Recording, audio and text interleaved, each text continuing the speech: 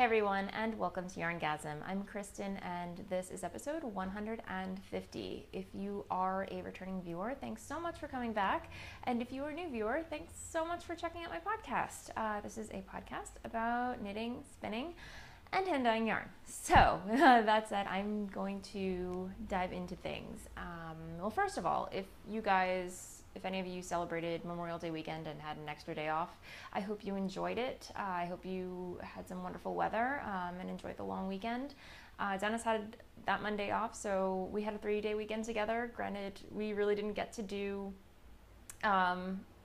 we didn't really get to go out of town or anything because we're still settling in. It's still a work in progress, and it's crazy because we've been here 4 weeks already. That's a month, and I can't believe we've been here that long. But it's definitely still a work in progress. But that Monday, we decided just to say to heck with it and get out and do something and enjoy the really nice weather that we had. So we ended up going to this nature preserve out in Rockaway, Queens, or Rockaway Beach, and I had no idea that this place existed, but Dennis actually found it maybe like 3 or 4 years ago, and we've kind of been going sporadically throughout the summer, just for a quick getaway if we needed a nature fix. It's a nature trail.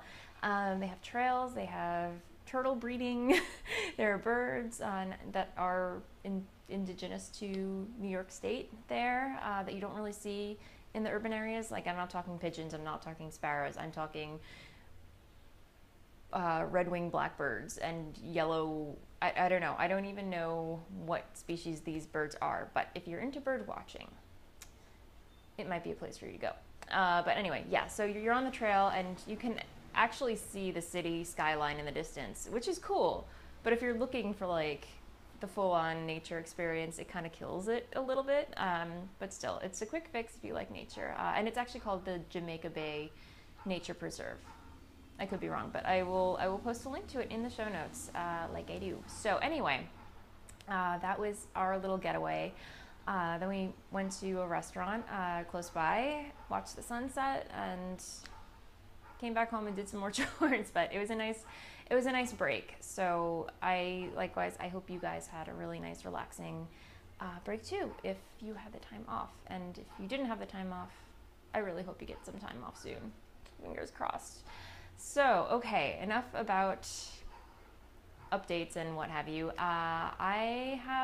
It's episode 150, and I was kind of hoping to have something a little special planned, but I never had the chance or time to actually have something up my sleeve for 150. I don't even have that much knitting to show you, because it's really sad how much knitting I got done this week. It was just, I got nothing done, except for a hoe, because I do have a hoe. What did I do with said hoe? Oh, it's over there. Yoink.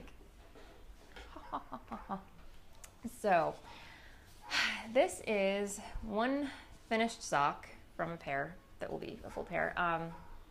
This is a thing, the yarn is a thing from string, which Laura from Jinx Yarns gifted me on her trip to when she vended at Dallas Fort Worth Fiber Fest. She surprised me with a thing from, I can't talk today. When she surprised me with a skein from a thing for string in her Monet colorway. And oh my gosh, you guys, this colorway is awesome. It's so cool. And yeah, it's just, I was going to do the Bickerstraat socks by Kemper from the Junk Yarn podcast. So it started out as that, and then I was just like, no, I think these just want to be a pair of vanilla socks, and I'm going to hold off on the Bickerstraat socks for another kind of yarn. So nothing wrong with the pattern. These really just wanted to, I was seeing the way it was pooling, and I was just like, these have to be vanilla. So, and it's just basically a 1x1 ribbing, cuff down, fish lips, kiss heel sock. Yay! So yeah, that's a little cheap, but okay. So there's one, and then I am more than halfway done with the second sock. How amazing is that? So clearly I've been getting a lot of sock knitting done. So here's the second one, and isn't that pooling just awesome. I mean, it looks like pooling, but it looks like planned pooling. I don't know. Pooling really works with this colorway. Because as I mentioned, I'm not a huge fan of pooling, but I'm smitten with the way it's pooling in this colorway. So definitely check a thing for string out if you're a fan of pooling. Just saying, or even if you're not, it pools lovely. So lovely pooling. So that's where I am, and I am, in case you're curious, I'm knitting these on my Carbons fixed circulars, US size 1.5, which I believe is a 2mm needle. So I'm a little scatterbrained this week, guys. If I'm not tired, I'm scatterbrained. It's just been a long week. We are still, I think today is the last day that they are working on our deck. They painted it, it's up. I will post photos of it. It's awesome. And we are looking forward to finally being able to use it come this weekend, because Dennis's parents, my in-laws, are coming to stay with us, which I'm really excited about. And speaking of my in-laws, my mother-in-law and my father-in-law, love them to death. Except my mother-in-law sent me an email this week just saying that they went on a little side trip in the subject line, and I'm like, huh? And she's like, photos will explain it all. I opened said email. There's like a whole plethora of photos. They went to Webs, you guys. They went to Webs without me. I'm kind of bummed. Yeah. I'm a little jealous. I don't know. But yeah, they look like they had a lot of fun. And the haul that my mother-in-law came away with, apparently she says it's pretty epic. I just saw the shopping cart in one of the photos. I'll see if they let me post a photo of one of the photos that they sent me, but yeah, now I have to go to Webs. I really want to do. Maybe I can convince Dennis to take me there when we go to Cape Cod next time. I don't know. But yeah, I'm a little jelly. I'm jelly. So, but anyway, really excited to have them come over this weekend and finally be able to use our deck. So I think, yeah, as I mentioned, today's the last day that they're going to be working on it. So fingers crossed. And yeah, otherwise, what else? Oh, I was talking about knitting. So I don't have any hose. I mean, I have hose, but I don't have any foes. There you go. Half object, no finish objects. But I have been working on, only last night though, my canopy shawl, because this thing, I really want to finish it. I was watching Mad Men last night. I don't know about you guys, but if you watch a TV show on Netflix, a whole series, Netflix is smart. It knows what you like to watch or what you binge watch, and when a new season comes out, generally I get an email with them letting me know, hey, there's a new season out, for example, like Mad Men. But they never told me that Mad Men that they released a new season of Mad Men on Netflix. So I was just browsing Netflix and I saw it. I'm like, huh, all right. I never got that memo. So I decided to start, I think it's like season 7 that I'm on. And I think they have one more season left. So, but anyway, I started watching season 7 last night. And I think I was here. And then for like an hour and a half, I believe it's like 1.5 episodes, I did this much. So I'm getting there. I have this much left of the border to knit on. So yeah, that's coming along. It's coming along, you guys. And it's so big. So it's gonna, as I say every episode, this thing is gonna be, when it blocks, it's gonna be huge. So there we go. Get an idea. But again, just a really enjoyable pattern to knit. Very popcorny, potato chippy, whatever you want to call it. It's, it's such a pleasure to knit. And it's by Melody of the Mandarins podcast. And as I mentioned, but as I always mention, a lovely podcast as well. And I was watching Lisa from 90% Knitting, another awesome podcast, and she's also the dyer for Fiber Nymph Dye Works. She had cast on a canopy shawl using her yarn, I think well after I cast on, and she's already done. she is already done, and it knit up so beautifully. And I think after watching her last episode, that's what kicked me in the butt to pick this up again. So I'm gonna try and have it done by the next time I record. That will be my goal. And the next, I'm sorry guys if it's super loud outside. I have to have the windows open because it is sweltering. We realized that every room has to have an air conditioner, otherwise it just gets crazy hot. And we just picked up an air conditioner for my office, and I'm gonna have Dennis install it because I'm afraid if I try installing it, not that I don't think I can. I've installed air conditioners before. It's a big air conditioner, and I'm afraid I will drop it from 2 stories up. I don't want to have that on my hands. So I'm gonna wait till Dennis gets home and have him install that, or help him at least. So yes, I digress. But anyway, it's loud, so you're gonna hear dogs, you're gonna hear cars and people walking by, children on razor scooters. Apparently that's a thing in my neighborhood now. Kids on razor scooters, like a herd of them going back and forth. So yay, exciting.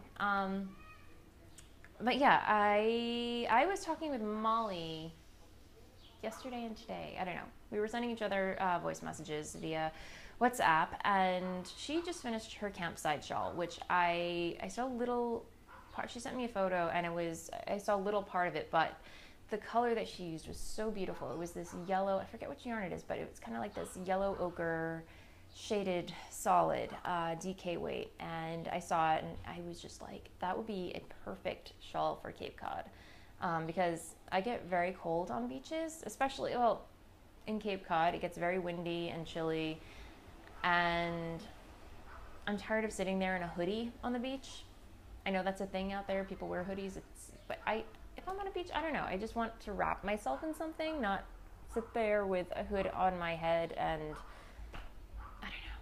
But it looks like a very cozy shawl, and I want to knit it, and I thought I'm just gonna dye up my own yarn and knit it and cast on and knit with my own yarn. So I believe I've decided on Ocean in a Shell.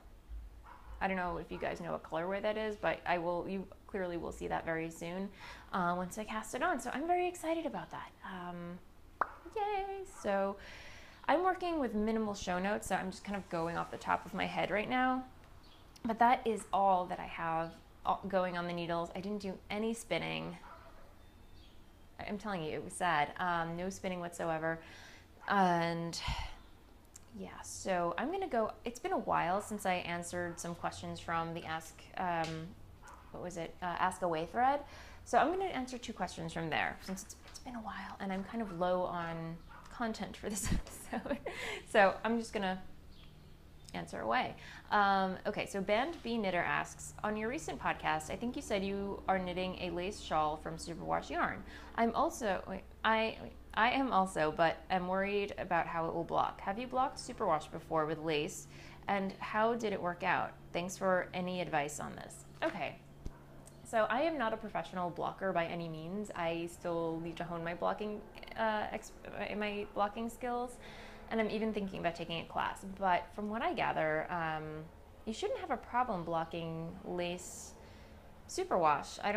It's superwash, so it would be fine when you soak it. And it would just make sense that when you block it, it would block as any other fiber would. Granted, if you are using 100% wool or I would say like 100% wool or yarn that easily felts, then I would, if you superwash, you're fine, but any other wool that's like 100% pure wool, I would be extra gentle, especially when you're soaking it. I wouldn't be abrasive with it. I would just place it in the water and just let it soak for about like 10 to 20 minutes and let those fibers relax, and then pull it out. Do not by any means wring out your knitted item after it's been soaking, because that too can be pretty abrasive. I would just gently squeeze it together and then wrap it in a towel and press down. Do not rub or twist, or be gentle. Be gentle with your knits, and that goes even for superwash. I would treat it the same way, which is another reason why when you're knitting socks, when you're washing socks, I mean, you can't, if it's superwash, you can throw it into the washer and dryer, but why? You know, it's a hand knit. It's not going to last as long. Whereas if you were to hand wash it, so especially with a lace, because it's very delicate. So I would just say, regardless of whether it's superwash or 100% wool, I would be gentle with your knits, especially lace, and just treat it nice. And that's all. But that's what I have to say to that. And I hope that helps. And let me see. But yeah, it shouldn't. The only thing I can think of is if you block it and wear it a lot, it might. I've never really, maybe like I've had experience maybe with one skein of yarn. I don't even remember what it was, but it might contract again after you block it. But you just soak it again and stretch it out. Again, you know, if you have to wash your hand knits, wash it, you know, and reblock it, no biggie. But yeah, I hope that helps. The next question is from Knitter's Home. I was wondering what shoes you wear with your hand knit socks. I've been on the lookout for a good pair of shoes that I can wear with the hand knits and also show off the socks. Okay. I don't really, when I wear my hand knits, I don't go crazy, like go out of my way to show them off. I generally, when I wear my hand knit socks, I wear them in the winter when it's cold out. And I wear a lot of boots. So into the boot they go, and that's it. If they tend to peek out of the cuff of the boot, great. That's a way to kind of like give a little subtle hint of what you're wearing, what kind of hand knit socks you're wearing. But otherwise, I don't know. I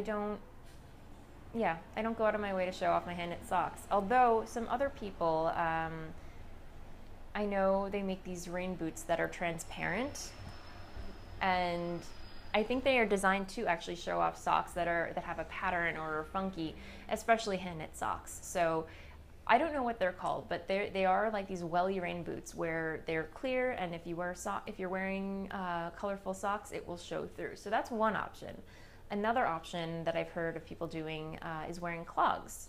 So, you know, the clogs are those, you know, shoes with the wooden soles and just the toe, and then your heel sticks out in the back. So if you're wearing hand knit socks, the heel, you know, if you have an interesting heel detail, that's one way to show it off. And then what else? I'm trying to think. But yeah, if you knit your socks longer, you know, and they peek out from like me, like if the cuff peeks out from the top line of the boot, that's another way.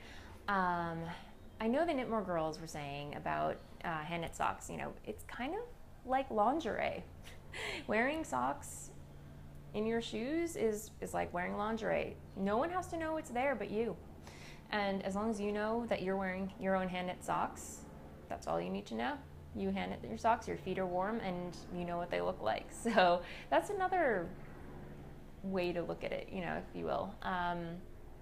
But yeah, if anyone else has a favorite way of showing off their hand knit socks, please share in the Ravelry thread. I might create a specific thread for that, or if I don't, just post it in episode 150, the thread for episode 150. Because yeah, I'm curious too, just hear how you guys show off your socks. So I hope that answered your question. And now I don't have any other things that I want to talk about, I don't think, this week. It's going to be a short episode again, and I apologize. I promise a longer episode next week because, yeah, this week has just been shot, you guys. I think they're fixing the banister outside my door. There's a railing that needs some adjusting, and I think they're out there fixing it. But anyway, I'm going to move on to shop update stuff. So if you are not interested in that, have a wonderful week, and I will see you next time.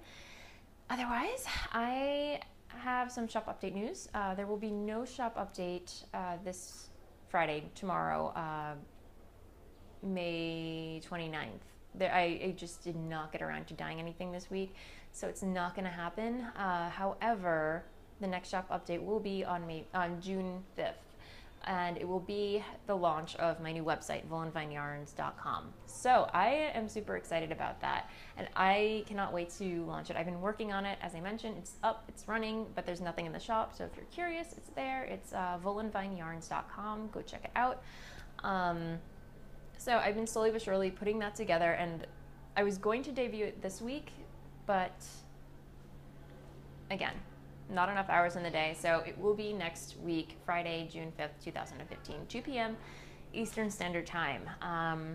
So yeah, in the meantime, I'm taking custom orders. So if you are interested in ordering a custom order from me, the best way to contact me is either through my email, which is voolenvine@gmail.com, or Etsy for now until the launch of my site.